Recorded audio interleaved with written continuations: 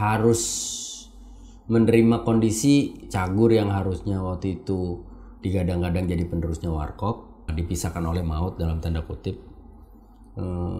harus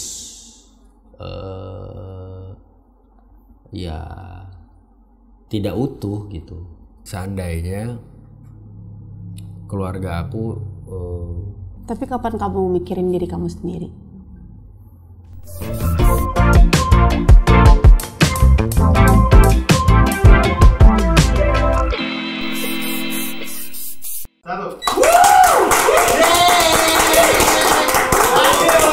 Selamat datang ponakan, kembali lagi di podcast Om Wen. Mungkin kalian bertanya-tanya kenapa aku yang jadi hostnya. Bahkan mungkin kalian bertanya-tanya kenapa bukan aku aja yang jadi bintang tamunya. Harusnya aku sih, emang bener. Tapi harus kalian tahu ini adalah episode spesial dari podcast Om Wen. Karena bintang tamu kita hari ini adalah host kesayangan ponakan semuanya, Wendy Cagur.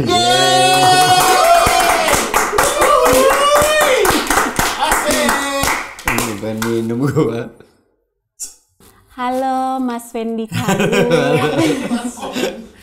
Om dong. Oh ya, halo Om. Iya, halo Tante. Iya kan Om sama Tante. Kakak. Kalau dari umur kakak. Om dan kakak gitu. Bagaimana perasaannya jadi bintang tamu di Om Wen? Gimana ya perasaannya ya? Ya nggak apa-apa, jawab aja gimana perasaannya jadi bintang tamu. Galak kan ya? Biasanya di sini. Galak. Kan biasanya di sini nanya-nanya Iya. ke bintang tamu, sekarang malah Aneh ditanya. sih, aneh. Dari yang biasa nanya tiba-tiba ditanya gitu. Tapi udah nyiapin jawaban-jawaban kan? Ya nggak Udah tahu dong, kan pasti pertanyaannya apa. Oh, belum dikasih tahu. Belum dikasih tahu. Tapi pasti udah tahu kan? Belum. Kan belum tahu pertanyaannya ngapain. Maksa nih orang. Ya udah, seorang komedian Wendy Cagur, Mbak Hasan, Fakin Shit, Mat Sporty, segitu banyaknya. Emosi. Alter ego kamu yang mana yang paling nyaman kamu jalanin?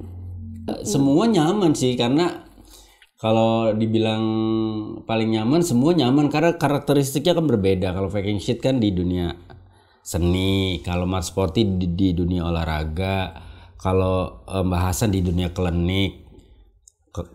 Iya, Mbak Hasan kan dunia klinik kan. Oh ya. Paranormal dan perdukunan gitu. Terus kalau apalagi satu lagi tadi Om Wen. Mat Sporty. Mat Sporty udah olahraga. Om Wen. Om Wen kan ini lebih ke apa ya? Sosial, hubungan sosial gitu. Jadi beda semuanya. Semuanya Mbak Hasan tuh menyenangkan. yang kemarin yang suka live kan? Iya, sebenarnya buat nambahin gaji karyawan aja sih. Lebih ke nggak live lagi? Apa? Kok udah nggak live lagi? Pengen live lagi cuma males banget kayak nyari waktunya gitu.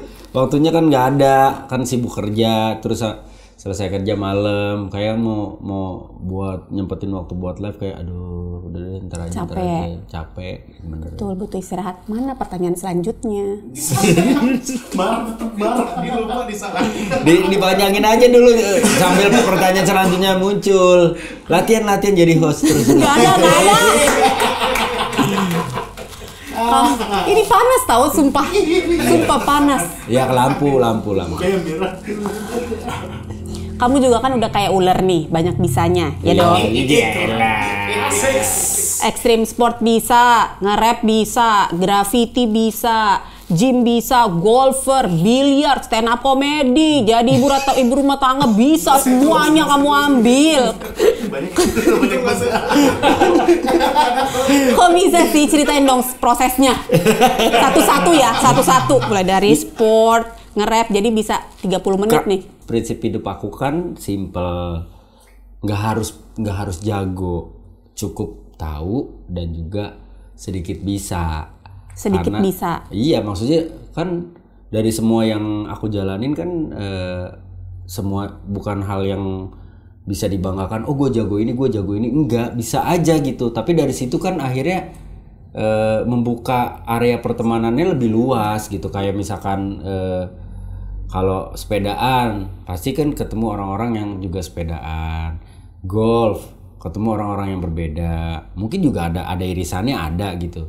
Tapi kayak misalkan graffiti ketemu orang-orang lagi yang berbeda. Jadi kalau ketemu sama orang tuh nggak habis topik pembicaraan. Ketemu sama orang baru tinggal nyari kliknya di mana, kesamaannya di mana, bisa ngobrol gitu. Tapi kalau misalkan kebiasaannya cuma satu, misalkan bisanya cuma rebahan misalkan gitu. Ketemu orang baru. Itu. Ya itu ya. Nah ketemu orang baru bingung mau ngobrol apa. Lu hobinya apa? Rebahan. Aku juga suka rebahan gitu. Ya. Main apa? Main game gitu. Ya itu kayak kamu. gitu kan. Oh, iya. Itu kamu. Nah, makanya dari situ akhirnya mikir perbanyak portofolio hidup sebenarnya. Portofolio hidup tuh dalam artian kebiasaan, kemampuan. Itu kan jatuhnya apa ya? Soft skill bukan sih? Soft skill itu. Karena itu yang kadang-kadang membawa kita ke level yang berbeda dari pertemanan, dari mungkin juga bisnis. Kita nggak pernah tahu juga, cuma gara-gara kita main ini, kita bisa itu, ketemu orang baru, kebuka link pekerjaan, kebuka link rezeki lagi, memberi link rezeki ke orang lain, kan we never know gitu. Kalau nge-rap emang dari dulu, kalau dari dulu tuh buat aku tuh kayak rap tuh seru. Secara aku juga nggak bisa nyanyi kan, tapi aku suka nulis gitu. Jadi suka nulis. Iya, dulu ya. Udah ada buku ya? Dulu sempat ada buku. Ada buku. Bukunya 1 giga. 1 giga. 1 gimbal galau. Alhamdulillah nggak laku. Nah itu. Ya tapi itu kan pengalaman gitu. Ya. Karena senang nulis, senang bikin puisi dulu tuh zaman sekolah, zaman kuliah tuh nulis puisi gak sih? Pokoknya senang nulis yang berima, kata-kata yang berima gitu. Yang masuk apa ya? Ya rap gitu. Berarti kamu lebih enak dipanggil sebagai pelawak atau seniman? Seniman. Lebih senang dipanggil seniman. Seniman semuanya bisa.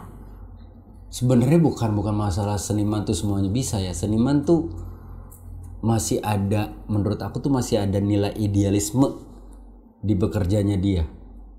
Kalau pure pekerja tuh kayak apapun kerjaan diambil. Bagaimanapun kondisinya, nyaman gak nyaman diambil.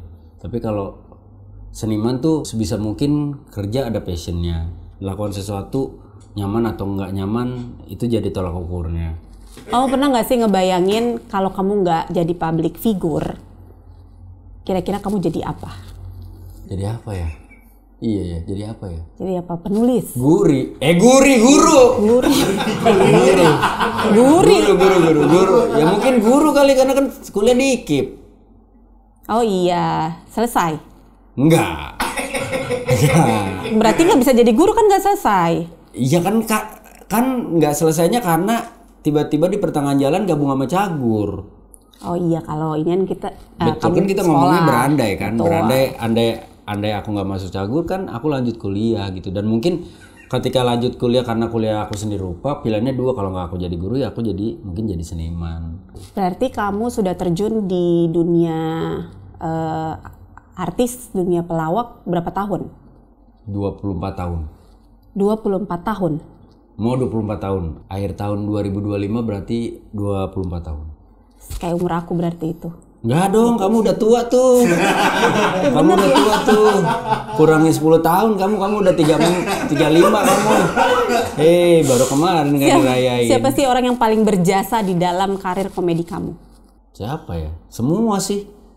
Semua berjasa, tapi yang paling berjasa ya pasti teman-teman di Cagur, terus Bang Rudi Sipit, Bang Komeng juga termasuk bagian dari perjalanan karena yang kita dulu pernah satu manajemen lah, satu base camp juga gitu. Jadi banyak berinteraksi sama Bang Komeng juga.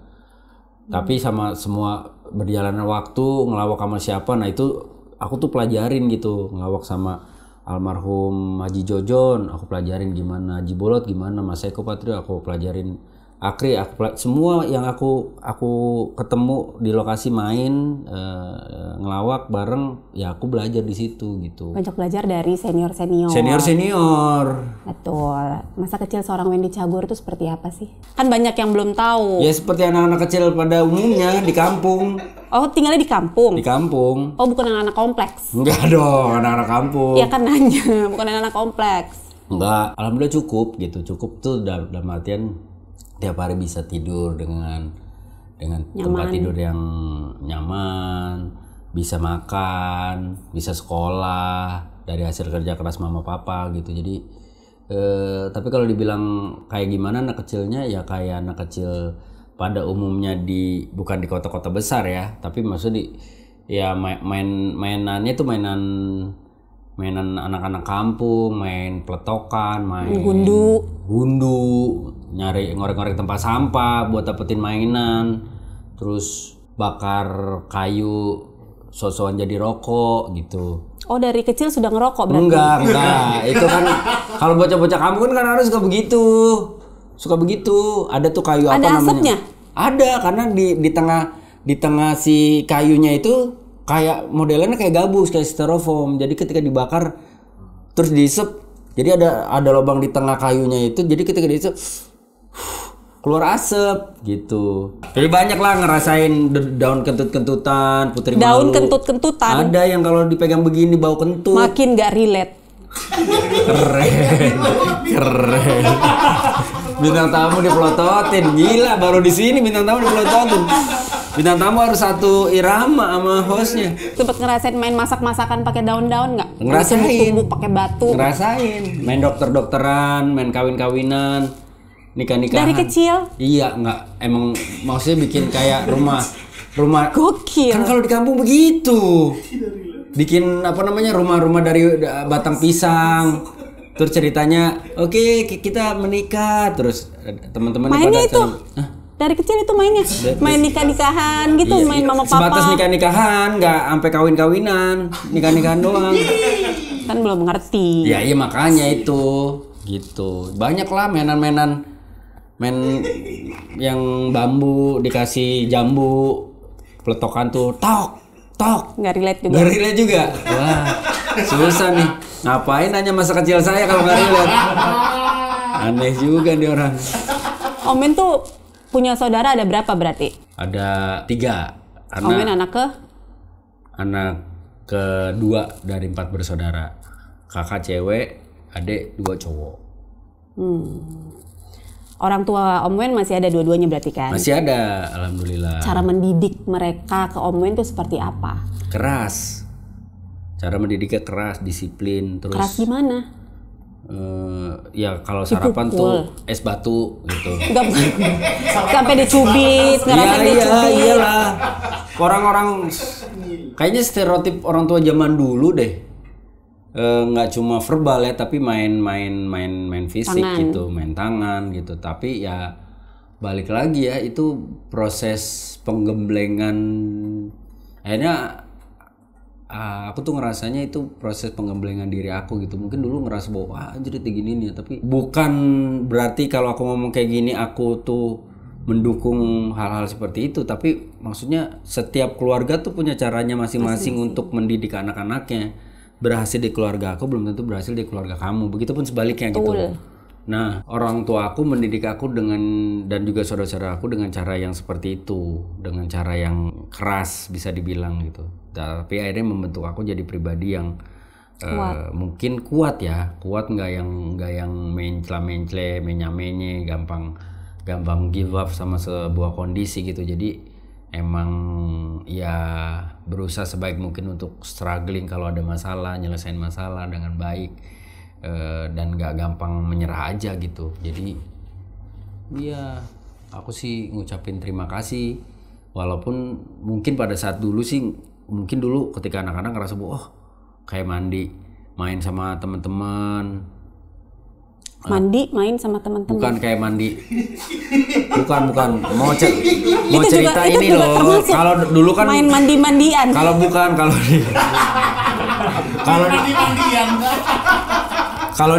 kalau di kampung kan ada sawah. Ada sawah, ada sungai kecil. Biasanya tuh kalau sore tuh kita pulang sekolah tuh main di situ, main air, mandi di kali, karena kalinya masih jernih gitu. Nah kalau misalkan harus pulang 5:30 atau jam 5 misalkan, tapi kita masih di situ tuh bisa disamperin sama mama, bisa dimarahin, disabet misalkan gitu, dibawain apa namanya sapu, ikat pinggang ya mungkin ya. Ini kemoceng kayak gitu-gitu tuh. Pulang nggak lo? Kalau zaman dulu kan gitu. Pulang nggak lo? Udah mau maghrib nih. Nggak tahu. Ya karena aku lagi cerita ke kamu. Aku lagi cerita ke kamu gitu. Misalkan harusnya maghrib udah ada di rumah. Ternyata pulangnya lewat dari maghrib. Itu nanti papa bisa marah. Papa marah terus ya gitu deh. Jadi ya udahlah. Tapi dari situ sih aku banyak belajarnya setelah aku tua dan punya anak, bahwa memang mendisiplinkan anak itu perlu gitu. Cuma caranya aja nih, ada yang mengkombinasikan, ada reward dan punishment, ada yang totally punishment, ada yang totally reward gitu. Kadang-kadang kita memang nggak boleh terlalu memanjakan anak-anak kita. Supaya apa? Supaya mereka juga jadi pribadi yang nggak ketergantungan sama kita gitu. Dalam hal apapun, let's say misalkan kita punya rezeki bagus, kita memanjakan anak kita.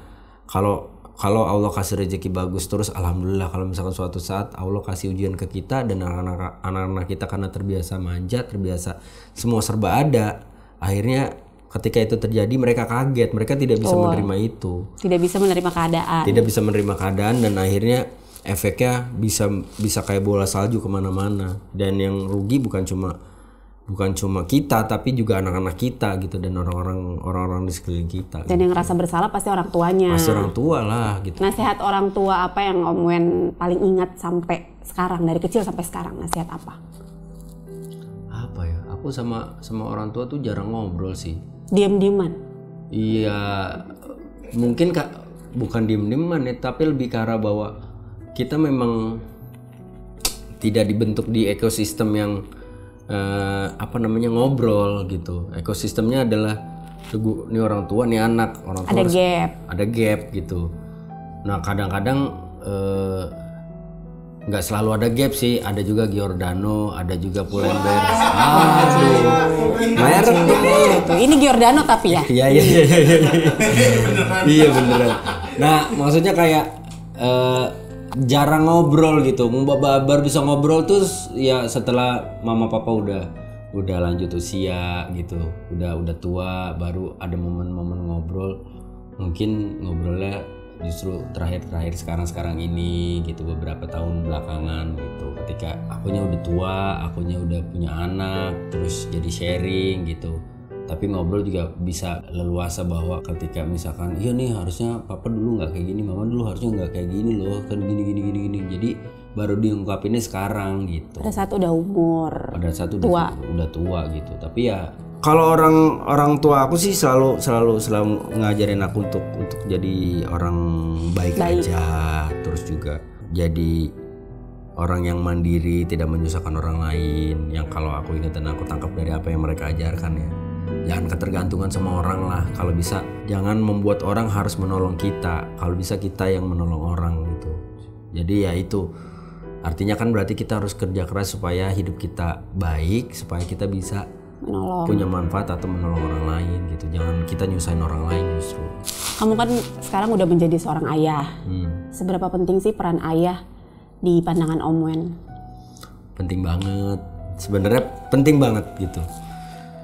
Karena fatherless-nya aku pada saat aku dulu sama papa mama gitu, fatherless itu artinya kurang sosok ayah lah ya, hanya sekedar ketemu tapi nggak pernah ngobrol, nggak pernah main, nggak pernah apa segala macem gitu. Jadi ya apa yang bisa diperbaiki ya kita perbaiki gitu, bukan semerta-merta bahwa aku diajarinnya begini, aku diperlakukan begini, aku melakukan hal yang sama ke anak-anak aku gitu. Jadi aku berusaha sebaik mungkin untuk jadi sosok ayah terbaik buat ketiga anak-anak kita gitu.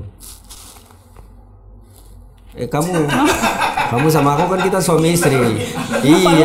Lupa. Jadi host soalnya. Kemarin kan kita habis begini. Belakang. Oh iya. Belakang. Habis gini. Kemajuan. Ya habis gini. Gitu. Tapi dulu ada masa-masa terlupakan lah ya. Sampai akhir masa terlupakan tuh artinya ya udah memposisikan diri kayak udah capek kerja, ya udah tugas gua cuma cari uang, yang penting keluarga gua bisa makan, anak-anak gua bisa sekolah gitu. Itu bentuk tanggung jawab gua gitu.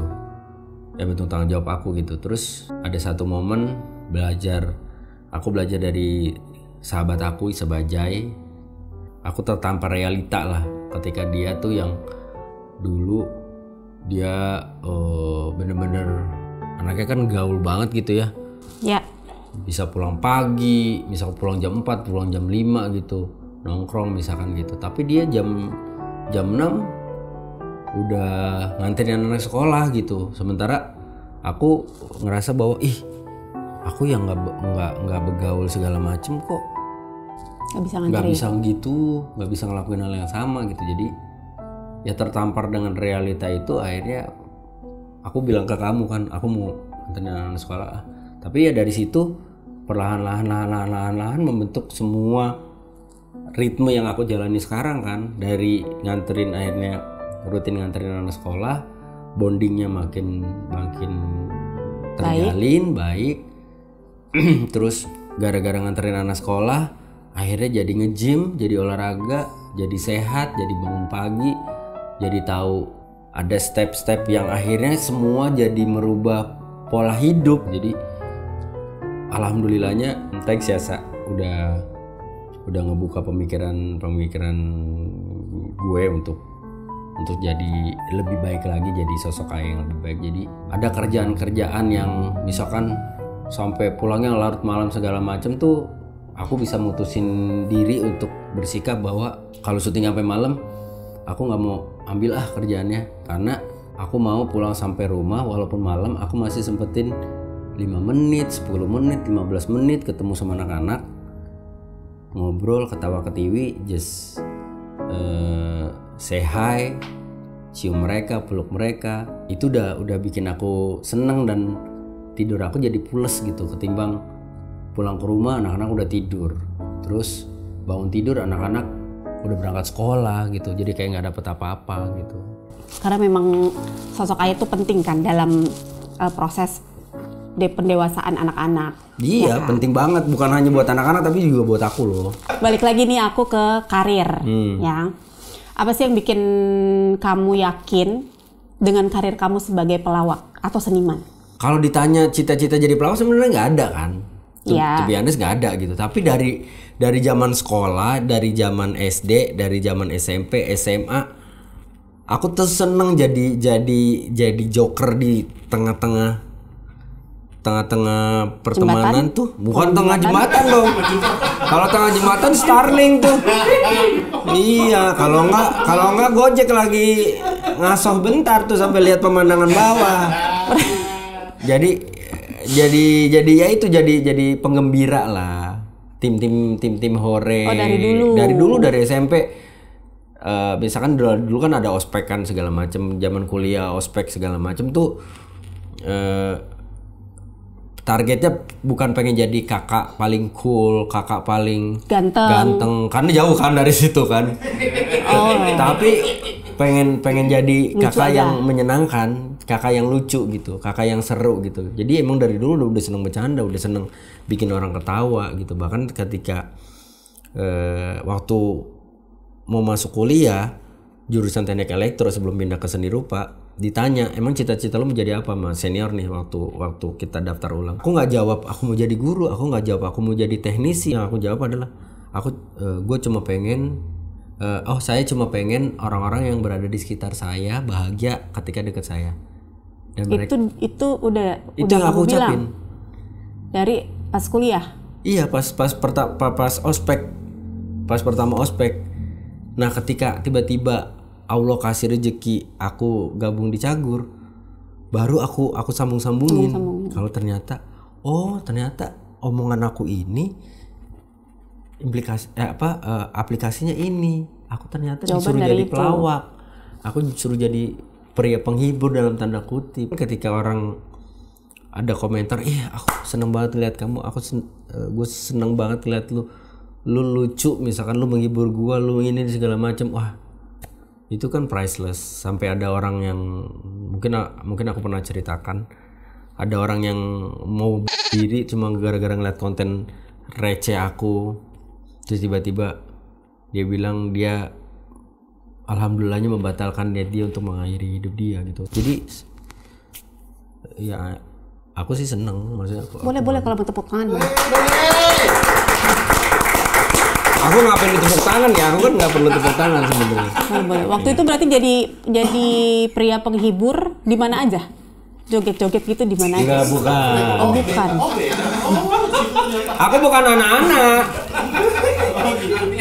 Ya kan cowok. Iya, anak-anak. Sepanjang 24 tahun perjalanan kamu sebagai pelawak, titik terendah seorang Om Wen di Cagur itu kapan dan seperti apa?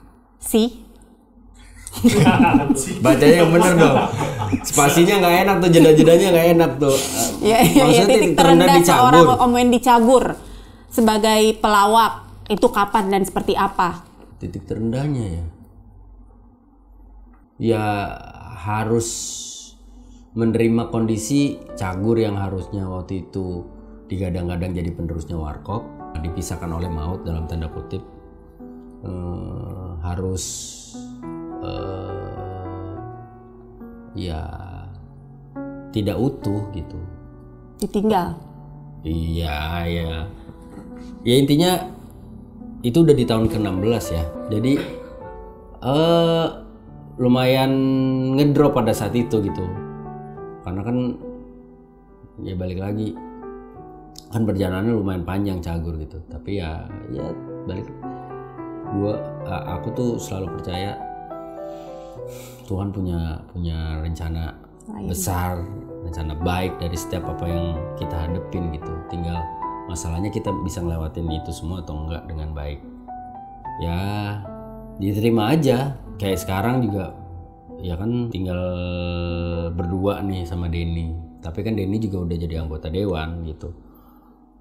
Dan ya udah akhirnya ngerasanya ya sendiri aja gitu. Sekarang sendiri gitu, tapi ya fase hidup sih. Mungkin dari dulu kan karena nggak ada ekspektasi apa-apa tentang apa yang dijalani, ya mau nggak mau ketika terbentur sebuah kondisi ya harus tetap jalan ke depan. Tapi mungkin. Komunikasi baik kan? Komunikasi ya tetap dengan ketiganya. Baik, tetap baik. Pengorbanan terbesar apa seorang Wendy Cagur demi mengejar karir? Pengorbanan terbesar adalah ketika harus merelakan melepas dunia pendidikan. Karena pada saat aku gabung sama Cagur tuh, aku baru pindah jurusan dari teknik elektro ke seni rupa, baru 1,5 tahun apa 1 tahun gitu. Which is ketika aku pindah ke seni rupa tuh emang passion aku di situ, karena aku dapat beasiswa, IPK aku 3, gitu. Sementara di teknik elektro kan 2.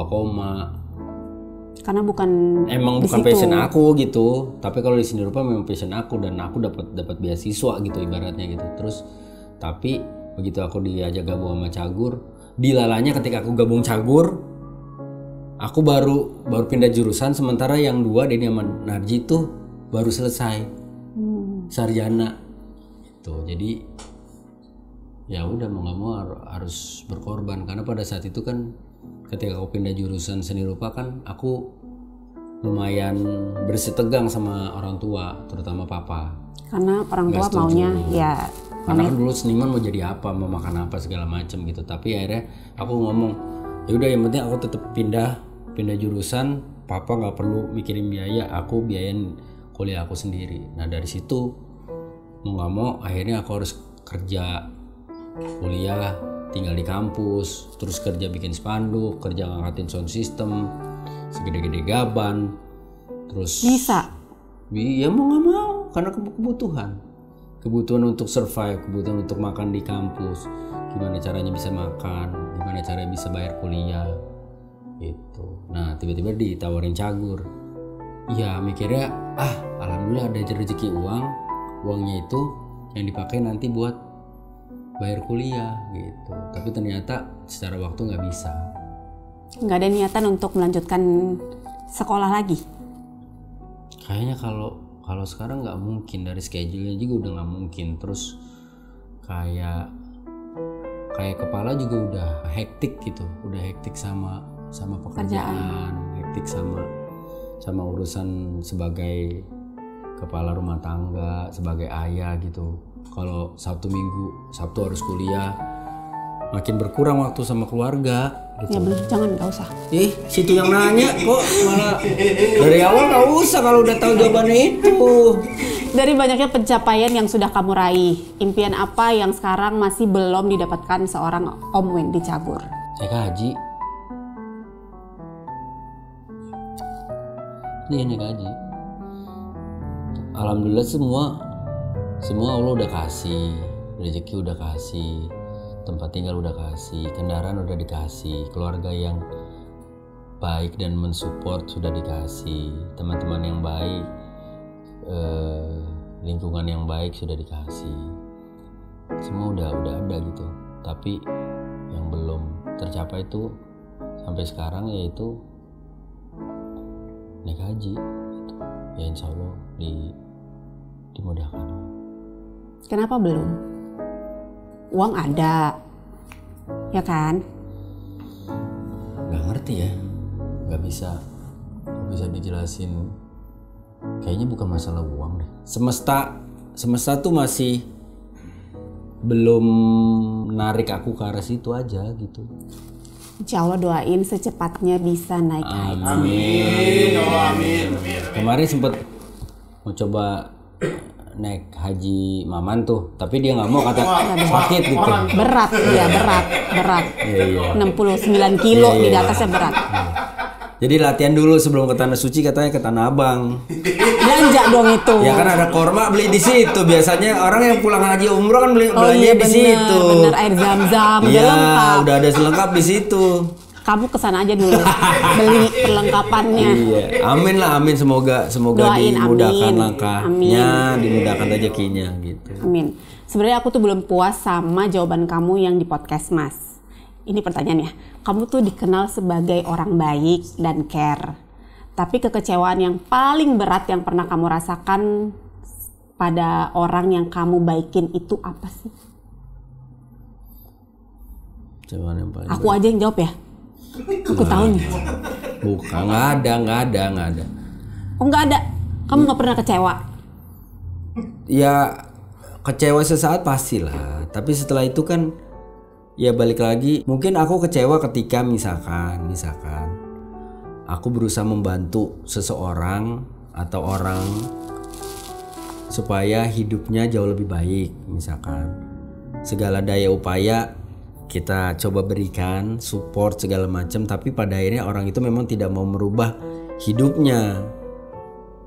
Kekecewaannya di ketidakberhasilan aku membuat orang itu jadi berubah lebih baik gitu. Bukan berarti aku so suci, aku orang terbaik, aku orang baik, aku orang ini tuh segala macam. Enggak, tapi kan kita tahu nih ketika misalkan aku mau bantu begini, niat bantu begini supaya hidup lu jauh lebih baik. Secara karir kah, secara kehidupan kah, secara pergaulan kah, segala macam. Tapi ketika ternyata apa yang kita lakukan, apa yang kita kasih secara keilmuan dan segala macam, secara pengalaman nggak diterima dan dipraktekkan sama dia, akhirnya membuat dia hidupnya gitu-gitu aja. Dan itu yang bikin kamu kecewa? Kecewa sama diri aku sendiri karena ternyata aku nggak berhasil ya. Gitu. Kenapa kamu jadikan itu sebagai beban kamu? Iya, seharusnya jangan ya. Tapi ya gitu, kadang-kadang mentalnya masih mental yang kalau ngelihat seseorang misalkan kayaknya kamu punya kans bagus nih gini. Coba di support segala macam. Tapi ternyata ketika nggak berhasil, kecewa sama diri aku. Gue nggak berhasil nih bikin dia ngebantu dia bener-bener bisa jauh lebih baik gitu. Tapi kan harusnya bukan jadi beban kan? Bukan jadi beban aku seharusnya gitu. Diubah ya. Ya oke. Diubah. Karena aku gampang nurut orangnya. Karena tapi jujur capek kan pasti kalau jadi kayak gitu capek kan?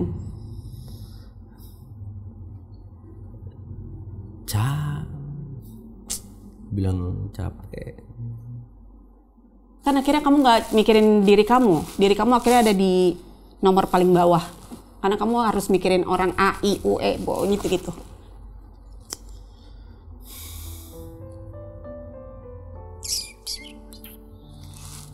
Enggak lah, nggak capek lah. Nggak capek? Nggak tahu ya, maksudnya. Ya paling enggak kan kayak pengen ada manfaat aja gitu hidup buat orang. Hidup aku tuh nggak cuma pengen kayak oke, aku kerja, oke, aku begini, oke, aku dapat uang, oke, aku beli ini, oke, aku bagian ini, oke, aku ini. Kalau orang-orang di sekeliling aku, di sekitar aku kayaknya bisa aku support, bisa aku bantu, bisa aku tolongin. Kita bukan ngomongin materi ya, bukan ngomongin materi gitu. Apapun itu, ada rasa seneng ketika orang itu berhasil, terlepas dia ingat atau tidak ingat sama apa yang kita lakukan ya. Seneng gitu, bangga menjadi bagian dari perjalanan orang itu, menjadi berhasil tuh bangga gitu. Misalkan Bunda nih, kita bukan Oh. Misalkan kita bukan suami istri gitu, aku kenal kamu terus kamu punya potensi ini, terus aku bantu segala macam. Bantuan aku cuma kecil nih, yang nggak ada diniatkan buat apa-apa, cuma pengen bantu aja. Kayaknya coba deh kalau jalan kamu begini, mungkin kamu bisa jadi model. Aku ajarin cara jalannya gitu. Nggak benar juga yang aku ajarin gitu, tapi berapa tahun ke depan kamu beneran jadi model. Aku bisa bangga menyebut diri aku pernah ngajarin kamu. Minimal ke diri aku sendiri gitu. Dulu aku pernah lo ngajarin Ayu jalan begini, dia inget gak ya? Bangga ketika ngelihat orang itu berhasil, bangga ketika ngelihat orang itu hidupnya bahagia, senang dan segala macam. Dari apa yang kita omongin, dari apa yang kita ajarkan. Tapi kapan kamu mikirin diri kamu sendiri?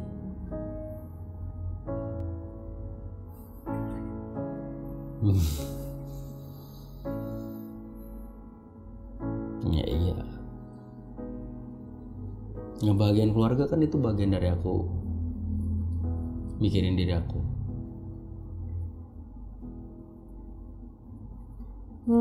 Ngebahagiain istri itu bagian dari aku mikirin aku.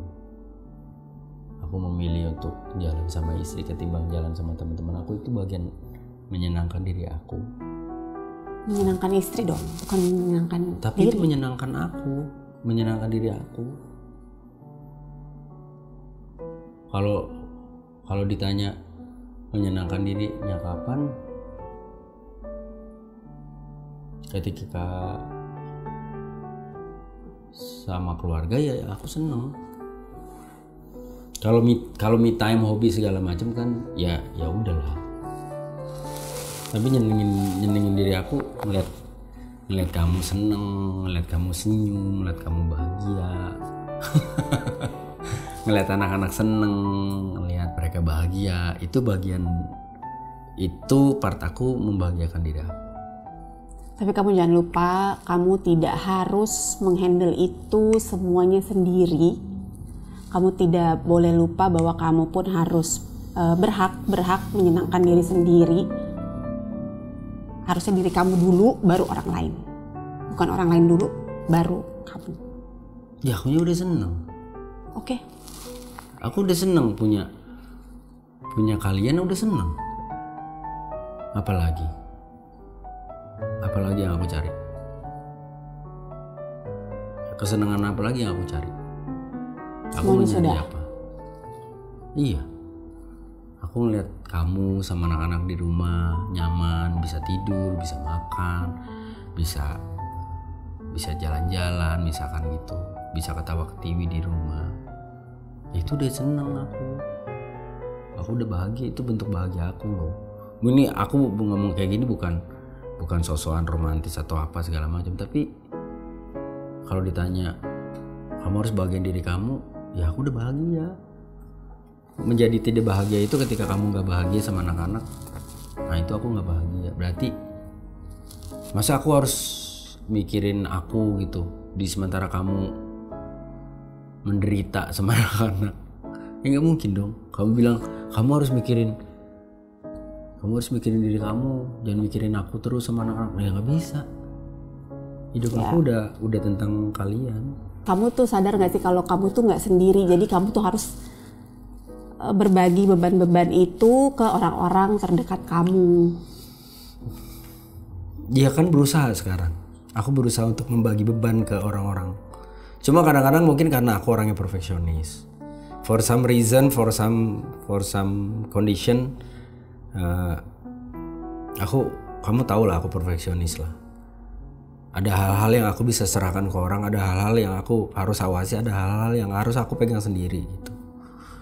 Ya jeleknya mungkin jadi orang profesionis gitu. Kadang-kadang bukan tidak percaya sama orang, tapi justru punya keraguan sama diri sendiri gitu, sehingga ngerasa bahwa semuanya harus dihandle sendiri gitu. Ya Harus berbagi beban-beban itu. Kan biar nggak capek, biar nggak jadi overthinking, biar nggak jadi makanya kan aku sakit. bagi bebannya ke kamu juga. Emang ya? Ya iyalah. Mau kurang ajar nih. Berarti kan secara nggak langsung dia nggak mau dibagi beban sama gua. Kayak sekarang ini mau ini sekarang momentum aku membagi bebanku sama kamu. Iya lagi. Iya. Kalau kamu bisa kembali ke awal perjalanan kamu di dunia ini, apa yang ingin kamu lakukan dengan cara yang berbeda? Nggak ada yang pengen aku rubah kalau disuruh memutar ulang waktu, karena terlalu nano hidup aku. Semua pernah aku jalanin gitu, semua udah pernah aku alamin gitu. Paling pengennya berandai-andai gitu, seandainya keluarga aku dibentuk dengan rasa kebersamaan gitu. Ada ngobrol, ada kedekatan yang dibangun.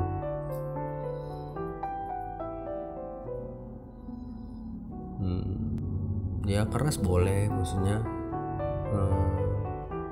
disiplin boleh gitu, tapi ada ya aku bisa ngobrol kapanpun sama papa, sama mama, begitupun sama kakak adik gitu. Mungkin itu sih yang pengen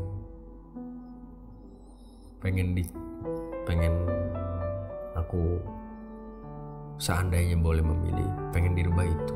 Sama udah itu doang sih. Selebihnya pahit, bandel, baik, apapun itu tuh udah paket komplit di aku gitu. Kadang-kadang kan kita harus ngerasain jelek, kita harus ngerasain bandel, kita harus ngerasain salah dulu sampai kita tahu benar-benar ngehargain bahwa ini loh yang bener kayak gini loh. Nggak setengah-setengah kita ngehargainnya gitu. Jadi bahkan kita tahu kalau ketika mungkin kalau hidup kita lurus-lurus aja, sekalinya kita bandelnya parah banget. Tapi ketika kita mungkin ada baiknya, ada bandelnya, ada baiknya, ada bandelnya. Ketika kedepannya, ketika kita menghindari sesuatu karena kita tahu kita nggak cocok sama ini, kita nggak bisa ngelakuin ini terus-terusan, kita udah cukup di sini nih gitu. Dan itu juga buat pegangan kita ke anak-anak kita kan. Begitu sangat berbekas sampai kamu bilang bahwa yang ingin kamu ubah adalah kebersamaan, kedekatan dengan orang tua, keluarga. Ya pengen lah, karena stereotip orang tua zaman dulu ya, nggak semua ya, tapi kayaknya mayoritas deh, kan ngedidiknya keras segala macam, terus kedekatannya juga sedikit kecil ya, kayaknya kalau andai ngobrol lebih banyak, kedekatannya nggak cuma 1-2 waktu gitu, mungkin akan berbeda gitu kondisinya sekarang gitu. Jadi mungkin ada hal-hal baik yang aku dapetin dari didikan itu, ada juga hal-hal yang nggak baik yang aku dapetin dari didikan itu juga kan. Yang seperti mungkin aku pernah ceritakan dulu gitu, misalkan aku pernah sampai fase main fisik nih sama anak-anak kita gitu awal-awal pernikahan. Yang aku pikir aku udah ngomong sama orang tua aku nggak mau ya melakukan hal yang sama, aku potong di aku gitu. Tapi ternyata di alam bawah sadar itu terjadi, itu aku lakukan karena ternyata aku belum berdamai dengan masa lalu aku. Berarti kan sebegitu membekasnya gitu. Yang aku sendiri juga nggak tahu apa yang aku mungkin ada hal-hal yang kurang tepat, kurang baik ya, bisa jadi kan karena cetakan yang dibuat dari zaman dulu gitu. Nah makanya aku juga semakin kesini semakin berusaha untuk memilah bahwa oke, ada hal-hal yang harus aku berdamai dengan kondisi itu, lupakan, atau ada hal-hal yang aku bisa ambil positifnya, jalani. Ada hal-hal yang aku nggak suka, jangan aku lakukan ke orang-orang terdekat aku, keluarga aku, atau orang-orang sekitar aku. Ya berarti udah berdamai dengan orang tua kan, berdamai dengan kondisi. Menerima bahwa ya orang tua ya kemarin ya seperti itu, ya sudah, itu adalah bagian dari cerita.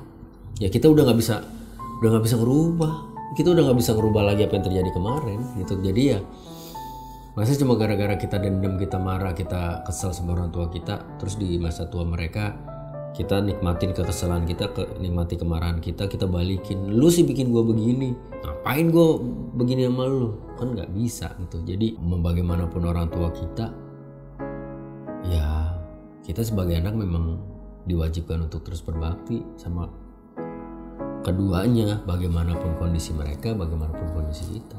Ya, dan kamu juga sudah memperbaiki kan hubungan itu. Iya, karena dari dulu kan papa susah ngobrol, susah ngomong gitu. Kalau nggak diajak ngomong ya nggak ngobrol gitu. Cuma mungkin nih makin berusianya papa, makin berusianya mama, aku juga makin dewasa, makin tua, makin memberanikan diri untuk ngomong. Nggak ada lagi rasa takut, rasa segan. Kalau dulu kan masih kecil takut untuk ngomong ini itu segala macam, remaja pun takut gitu. Tapi ketika udah menikah kan, aku udah jadi pribadi yang beda. Jadi aku udah bisa speak out. Ya. Kalau amit-amit kamu harus terpaksa meninggalkan karir kamu sekarang, apakah kamu sudah merasa puas dengan apa yang sudah kamu lakukan, entah untuk diri kamu, orang sekitar? Kalau ditanya puas kan orang nggak ada puasnya. Tapi kalau disuruh berdoa, suruh berharap, ya aku pengen aku bisa bekerja, menghibur orang dengan berbagai aspek gitu, menyenangkan orang dengan berbagai aspek, ya sampai tua nanti gitu. Insya Allah berpanjang, amin. Jadi nggak ada batasan bahwa segini lu harus pensiun, lu udah nggak lucu lagi segala macam. Ya harus dipikirin gimana caranya tetap lucu sampai tua pun lucu gitu. Banyak contoh kok kayak Bang Mali, Haji Bolot, almarhum Haji Jojon, pelawak-pelawak senior yang masih hidup atau yang sudah meninggalkan kita semua, sampai tua pun darah itu kan darah komedi masih ngalir gitu. Jadi caranya medianya begitu banyak lah, terpampang luas di depan kita gitu. Nggak melulu masalah hanya di TV, bisa di media sosial, bisa di orang-orang sekitar, minimal di sekeliling kita aja gitu. Jadi kalau ditanya cukup atau ya, aku belajar untuk mencukupkan diri aku. Karena mencukupkan diri itu perlu. Sangat. Nggak ada habisnya. Betul. Baiklah kalau gitu, semoga yang kita harapkan bersama bisa tercapai. Amin. Sama ini pertanyaan yang paling aku tunggu-tunggu. bagaimana perasaan kamu, kesan kamu menjadi bintang tamu terakhir di podcast Om Wen. Menyayangkan sih, harus ada episode terakhir Om Wen dan gue sebagai bintang tamunya. Tapi bukan tanpa pertimbangan gue harus mengakhiri Om Wen. Banyak pertimbangan lah yang gue gak bisa sebutkan satu persatu. Intinya adalah gue mau ucapin makasih sama orang-orang yang sudah nonton Om Wen dari episode 1 sampai sekarang. Terima kasih bintang tamu yang udah hadir, teman-teman yang udah mau hadir di Om Wen, berbagi cerita, berbagi ketawa, berbagi tangisan di Om Wen. Tapi kayaknya gue setelah memikirkan banyak hal dan pertimbangan, gue memutuskan untuk mengakhiri podcast Om Wen, karena dari guanya pun ngerasa bahwa kayaknya sudah cukup deh gitu. Om Wen udah cukup gitu. Mungkin teman-teman bisa menikmati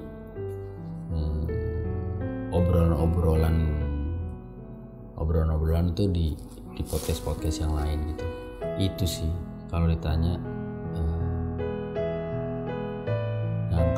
nyangka juga bakalan harus selesai gitu. Tapi ya nggak bisa dipungkiri juga, maksudnya kan pengen ngobrol sama seseorang bintang tamu gitu, pengen berbagi cerita segala macam, pengen ceritanya didengar oleh banyak orang juga. Om Wen pamit dari channel YouTube Penny Cagur, nggak menutup kemungkinan suatu saat akan muncul lagi, nggak menutup kemungkinan juga ya. Tapi untuk sekarang it's time for Om Wen mundur diri. Jadi buat ponakan-ponakan sekali lagi terima kasih yang masih support sampai detik sekarang. Terima kasih banget. Seperti apa yang sudah kamu lakukan ke semua bintang tamu podcast Om Wen ini? Kasih satu kata dong yang menggambarkan kehidupan seorang Om Wen di Cagur.